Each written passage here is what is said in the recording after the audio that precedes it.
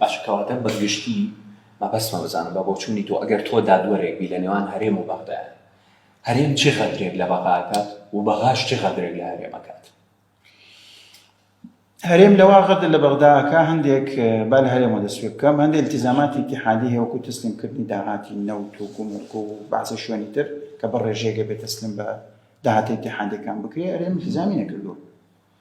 لەبەرەوەی حکوومەتەکانی بەغدا پێویستیان بە دەنگی کورد بۆ و پێویستیان بە ڕێکەوتنی سیاسی بۆ لەگەڵ کورد و فشاری دەرەکیژە بووە ئێران لەولا ئەمریکا لەولا فشاریان کردو بۆ مەسلحەتی تێکنەچوونی شیرازەی هەرێم. لەبەرەوەی تەبعەنەوە بەرژەوەندی خۆیانە، بەرژەوەندی ئەمریکاش و بەرژەوەندی ئێرانیش باشە، و ئێمە بەڕاستی ئەسڵەن بۆ بەرژەوەندیانە ماوین لە ئازادی خۆمان نییە. ئەمە وای کردووە کە ئەوان التیزامەکانی خۆیان سەرفکەن هەچۆن بێ دەبریان کردووە. ئێستا گەشتووەتە ئەوەی کە حکوومەتی عێراق خۆی کە هەموو مانگێک زیاتر لە 5 تریلیۆن دۆلار دیناری ئەوەیە بۆ ئەوەی کە موچەخۆرانی عێراقی پێ بدات، ئێستا خۆی لەوە 4 تریلیۆن و نیوێکی دەستکەوێت لە داهاتینەوە بە هەموو داهاتەکانی تریشۆ بوو بە 2 تریلیۆن، یعنی خۆی 3 تریلیۆن عەجزیە لەو مانگێک تقریبا بۆ ئەوەی موچەخۆرانی خۆی بن.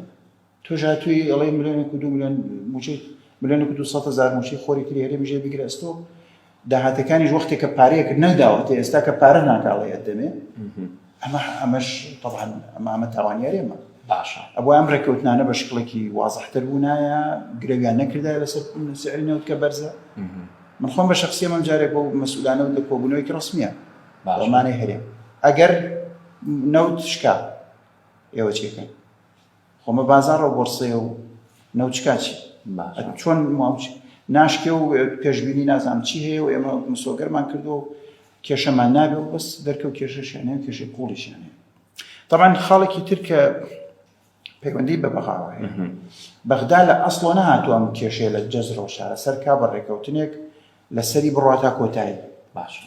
مالکی ماوەیەک بۆ کونا ڕزایەتیەک لەسەر ئەمووس هەموو چی بڕی، ئەوەی بوجێ هەرێمی بڕی لە دوای 2000 ینی ئەو وەختەی کە بڕی لە دوایەوە کە هین هاتە سەر حکوم ئەم بەڕێزە حەیدەر عەبادی ئەوش ماوەیەک ئەیبڕی و ماوەیەک ئەیا و ماوەیەک لە ڕاستیە خەڵکی مەشغوڵێکی ڕایگەشتی بە بازشتەوە بەزار چۆن بێتی پەڕا، بەڵام جۆرێکی ڕاستەقینەی نەبوو کە بڵێ من ئەمە فعلا موچەخۆرە حەقیقەتانی هەرێم بزانم و ئەشمە فعلا داهاتە حەقیقەتانی هەرێم بزانم، یعنی بێ مەسەن لەگەڵ ئێمەی پەرلەمانتارانی کورد بڵێ کە ئەوە داهاتی حەقیقی لەناو هەرێما هەیە. تەسلیمێکا هەرێم ئەوەنەی بە مەرکەز ئێمە چنە نایکا ئێمە هیچ. هەر کاتێک لەگەڵ سیاسەکانی هەرێم توانی بێتیان سەفقەیە بکەن سیاسیان لە سوودی خۆیان بێ، گویان نە بە پەرلەمانتاردا و نە بە خەڵکی هەرێم و نە بە برسێتی خەڵک، هەردوو تەرەفیان.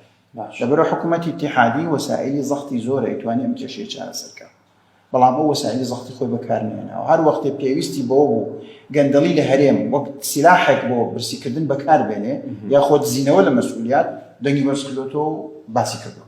وەختێکی ڕێکەوتبن شامی شەریف بۆ عیبی باشە دەوترێت لە ڕووی قانونی و عێراق ناتوانێت بودجێی کوردستان ببڕێت. چۆن ئێستا ئەم کارە کاتیانی خۆی بەپێی قانونی موازنەی ساڵی 2019 کە ئێستا تەواو بۆ 2019 بۆ بەپێی قانونی ئیدارەی مالی و دەینی عامیش لە ساڵ 1/12 هەر مانگێک خەرجەکرێ. بەرحاڵ لە قانونی موازنە وادانرابوو کە ئەو بتوانێت بیبڕێت، بەس وادانرابوو بتوانێت بەشێکی باشی ببڕێت بەوەی کە حکوومەتی ئەو موچەی ئێرە دابینەکە و بەشی بودجەی ئێرە ئەدا، بەڵام بە مقابلی 250,000 بەرمیل.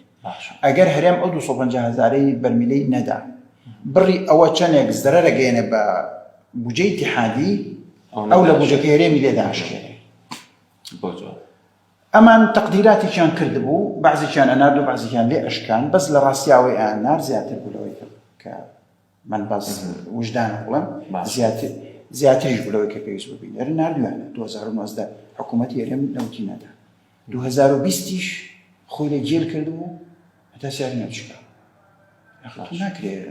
ناکرێت قانون بە موجەزەئی بەزە و بەشەی بە مەسلحەتی خۆتە باسی پێ و ئەوی تری خۆی لە جێل کرد. ئێستاش کە نەوت قیمەت ناکا بۆی عەرزەکەی بۆ بەڕا. باش ئەمە ئەڵێ ئەوەی کە بە بێوەژنیەکەی بە کچێتی بکرد.